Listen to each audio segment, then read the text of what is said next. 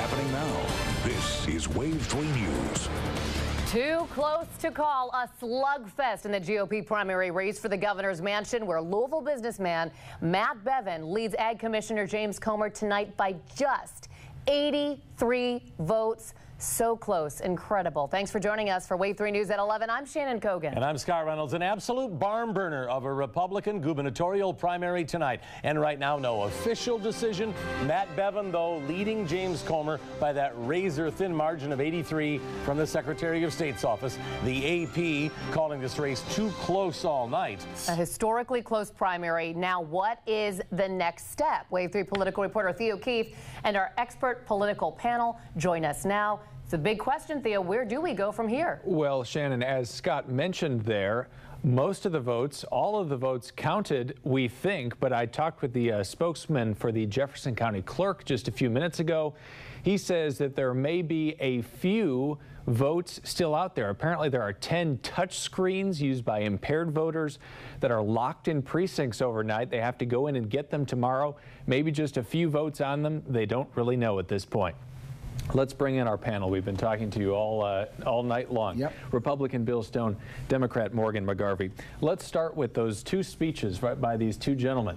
One of them, by Bevin, was a victory speech. The other, by Comer, was not a concession speech. What did you make of that, Morgan? Well, I think Matt Bevin is clearly trying to seize some momentum and say he is the victor. But with a race decided by less than 100 votes statewide, that's premature. Jamie Comer recognizes that. He smartly requested a recanvass, still has time to do that. And it's yet to be seen whether he'll request a full recount. He has to request a canvass, doesn't he? Absolutely, and he has to request a recount.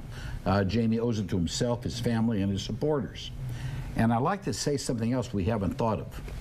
This will get a lot of attention, probably more attention of the average voter than the actual primary did itself.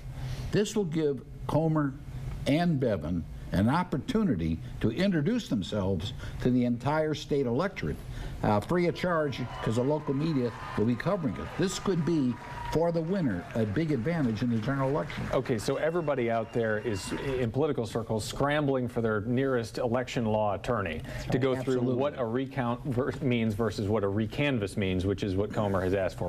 Morgan, what is he asking for here? Yeah, very simply, when a statewide candidate asks for a recanvass, they ask for it through the Secretary of State. You heard Allison on this program just a minute ago.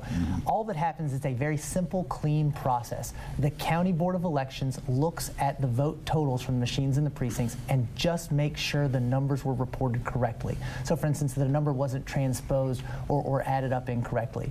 They recheck it. It's clean. It's simple. They very rarely have any major discrepancies in those recanvasses. And then that leads to the recount. And that's where every single vote is counted. Jurisdiction is put over into the court system. A court oversees that process. It's very expensive, very costly, and has to be paid for by the candidates, not the taxpayers. And recanvasses are free of charge to the candidates. Recanvasses are free of charge. Bill, but you think he has to, Comer has to ask for a recount here? He has to ask for a recount. Anybody within the sound of our voice who's ever run an adding machine taped and checked it against the numbers has probably had to run that tape more than once on several occasions. The odds of this being exactly the way it is, let's look at the Minnesota Senate race a couple years ago between Norm Coleman and Al Franken. Franken called for a recount, and Coleman won by 600 plus votes. End of the day, Franken won it by 350 votes. This is a we're going to extra inning ball game. We're going to the overtime. Nobody has won here tonight. Nobody has lost among the two, but nobody's won. Gentlemen, in a word, have either of you seen this on a statewide at this point? This is, for an absolutely wild Republican primary, this is the craziest finish I've ever seen. Unprecedented in my memory. Unprecedented. Scott and Shannon, let's go back to you.